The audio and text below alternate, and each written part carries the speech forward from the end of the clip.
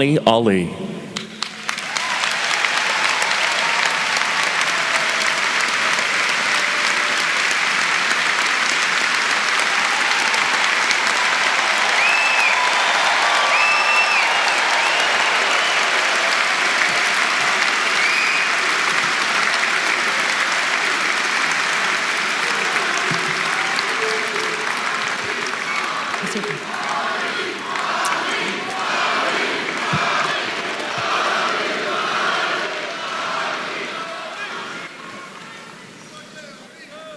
Assalamu alaikum. Peace be upon you. You know, I said something to Matt Lauer yesterday that I firmly believed Muhammad had something to do with all of this. And I think we are right. Thank you all for being here to share in this final farewell to Muhammad. On behalf of the Ali family, let me first recognize our principal celebrant, Imam Zayed Shakir, and also Dr. Timothy Giannotti. We thank you for your dedication to helping us fulfill Muhammad's desire that the ceremonies of this past week reflect the traditions of his Islamic faith. And as a family, we thank the millions of people who, through the miracle of social media, inspired by their love for Muhammad, have reached out to us with their prayers. The messages have come in every language, from every corner of the globe. From wherever you are watching, know that we have been humbled by your heartfelt expressions of love. It is only fitting that we gather in a city to which Muhammad always returned after his great triumphs, a city that has grown as Muhammad has grown.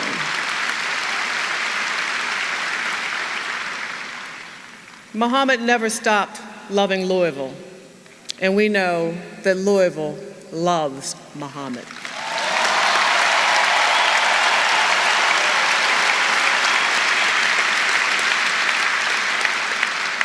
We cannot forget a Louisville police officer, Joe S.B. Martin, who embraced a young 12-year-old boy in distress when his bicycle was stolen.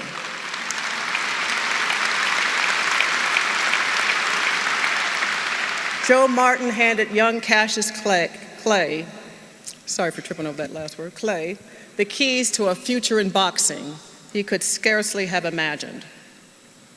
America must never forget that when a cop and an inner city kid talk to each other, then miracles can happen.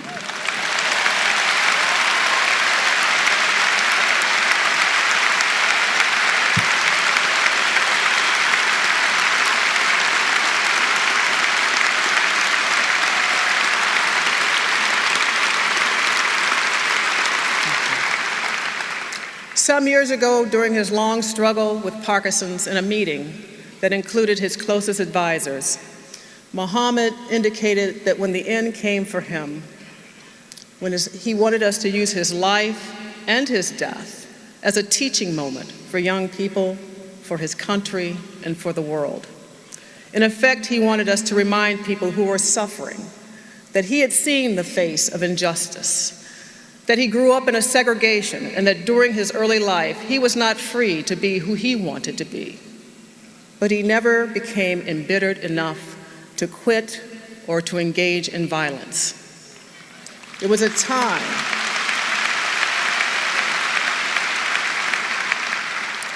time when a young black boy his age could be hung from a tree, Emmett Till in Money, Mississippi in 1955, whose admitted killers went free. It was a time when Muhammad's friends, men that he admired, like Brother Malcolm, Dr. King, were gunned down, and Nelson Mandela imprisoned for what they believed in.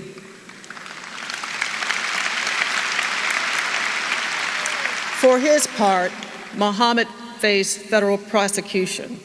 He was stripped of his title and his license to box, and he was sentenced to prison. But he would not be intimidated so as to abandon his principles and his values.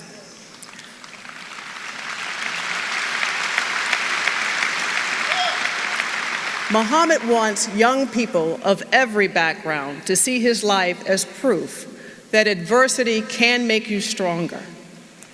It cannot rob you of the power to dream and to reach your dreams. This is why we built the Muhammad Ali Center, and that is the essence of the Ali Center message.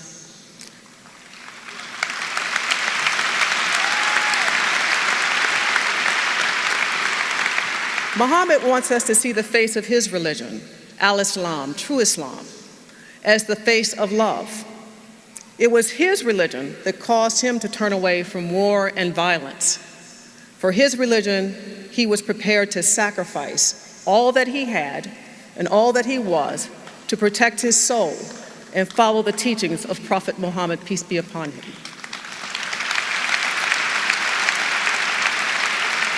So even in death, Muhammad has something to say. He is saying that his faith required that he take the more difficult road. It is far more difficult to sacrifice oneself in the name of peace than to take up arms in pursuit of violence.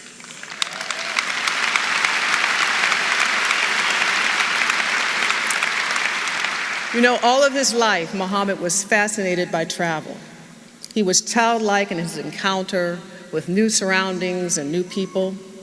He took his world championship fights to the ends of the earth, from the South Pacific to Europe to the Belgian Congo.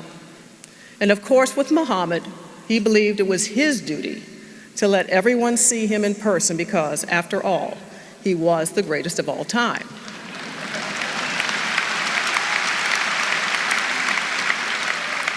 The boy from Grand Avenue in Louisville, Kentucky, grew in wisdom from his journeys. He discovered something new, that the world really wasn't black and white at all. It was filled with many shades of rich colors, languages, and religions. And as he moved with ease around the world, the rich and powerful were drawn to him, but he was drawn to the poor and the forgotten.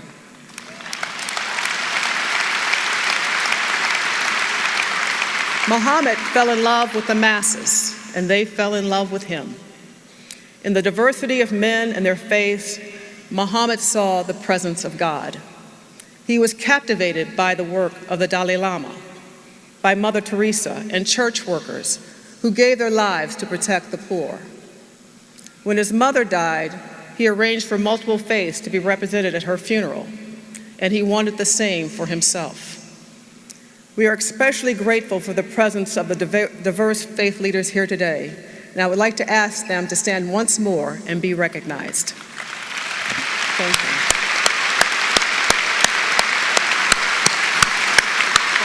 Thank you very much.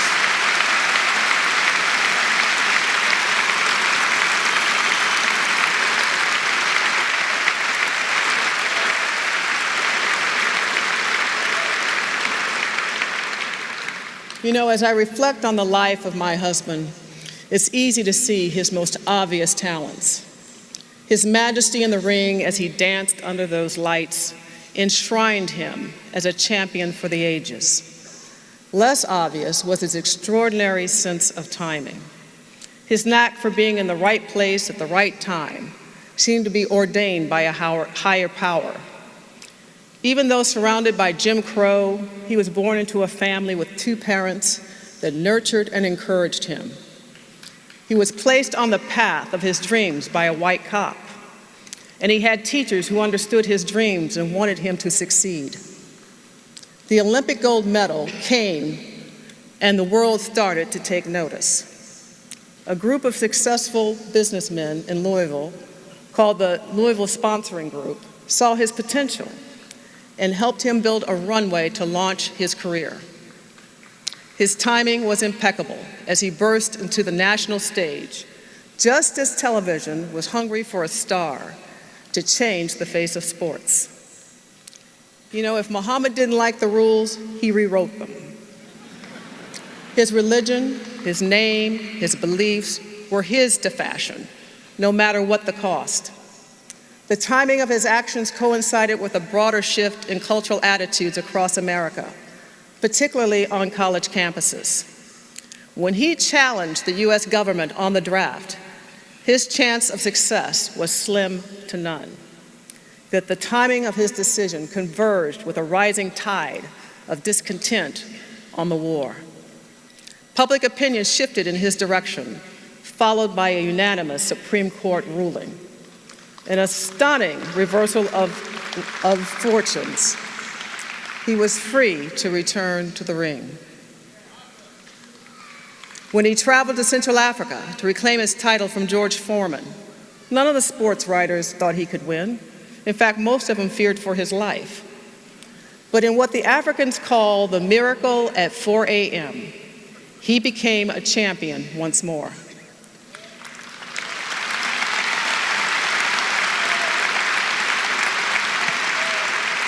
And as the years passed, and those slowed by Parkinson's, Muhammad was compelled by his faith to use his name and his notoriety to support the victims of poverty and strife.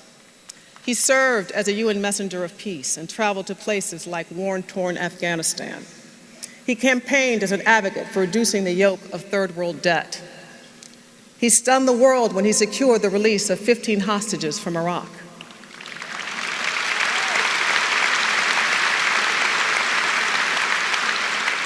As his voice grew softer, his message took on greater meaning.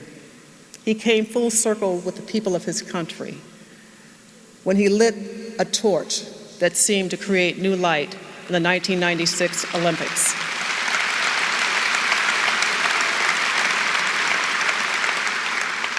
Muhammad always knew instinctively the road he needed to travel.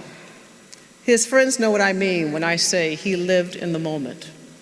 He neither dwelled in the past nor harbored anxiety about the future.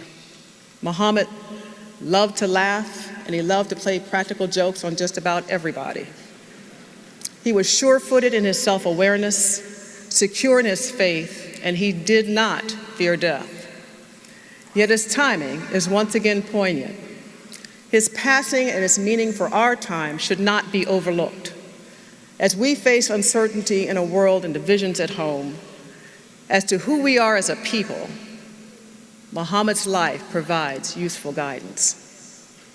Muhammad was not one to give up on the power of understanding the boundless possibilities of love and the strength of our diversity. He counted among his friends people of all political persuasions, saw truth in all faiths and the nobility of all races, as witnessed here today. Muhammad may have challenged his government, but he never ran from it or from America.